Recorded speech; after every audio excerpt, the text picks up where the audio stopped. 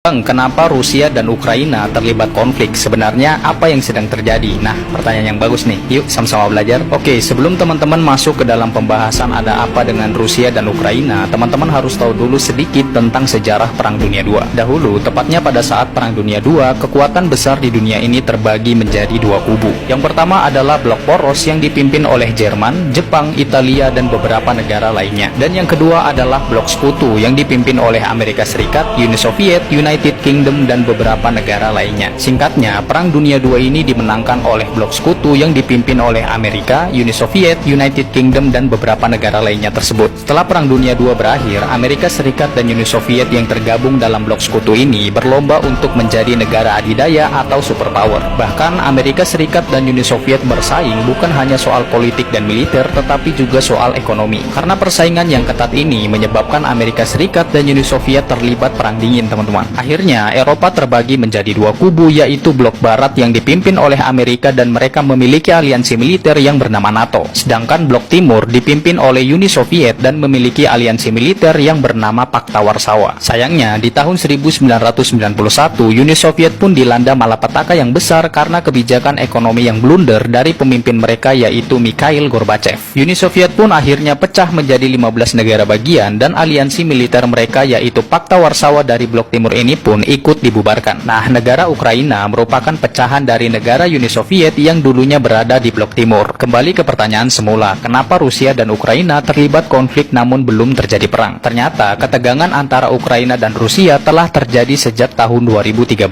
teman-teman. Pada saat itu, Ukraina berusaha menggulingkan presidennya yang pro dengan Rusia, yaitu Viktor Yanukovych. Karena peristiwa itulah, akhirnya Rusia mencaplok semenanjung Crimea yang merupakan daerah Ukraina agar gabung dengan Rusia di tahun 2014. Tak lama setelah itu, ada gerakan separatis yang pro akan Rusia di beberapa wilayah di Ukraina dan mereka mendeklarasikan kemerdekaan dari ibu kota Ukraina. Karena peristiwa itu juga, maka terjadilah pertempuran yang menewaskan 13.000 tentara dan warga sipil. Nah, menurut Presiden Putin, sebenarnya Ukraina adalah bagian dari Rusia secara budaya maupun historis. Dalam segi ekonomi, Rusia juga sebenarnya telah mengajak Ukraina untuk bergabung ke dalam Uni Ekonomi Eurasia. Uni Ekonomi Eurasia ini didirikan oleh Rusia untuk memperkuat kerjasama internasional dalam bidang ekonomi, khususnya negara bekas Uni Soviet. Tapi lagi-lagi, Ukraina menolak dan lebih memilih untuk bergabung ke Uni Eropa dan NATO. Presiden Putin pun sangat marah karena adanya prospek pangkalan NATO di perbatasan Ukraina ini, dan hal tersebut akan membuat garis merah antar kedua negara ini, teman-teman. Pihak Rusia juga mengatakan bahwa sebenarnya penempatan ratusan ribu pasukan di perbatasan Ukraina adalah antisipasi ekspansi NATO ke arah timur, dan juga ini merupakan reaksi Rusia atas hubungan intensif yang mulai dijalin antara NATO dan Ukraina. Keberpihakan Ukraina terhadap NATO pastinya membuat Rusia merasa terancam, khususnya di daerah perbatasan. NATO juga meningkatkan dukungan terhadap Ukraina dalam hal persenjataan, pelatihan militer, dan personel militer.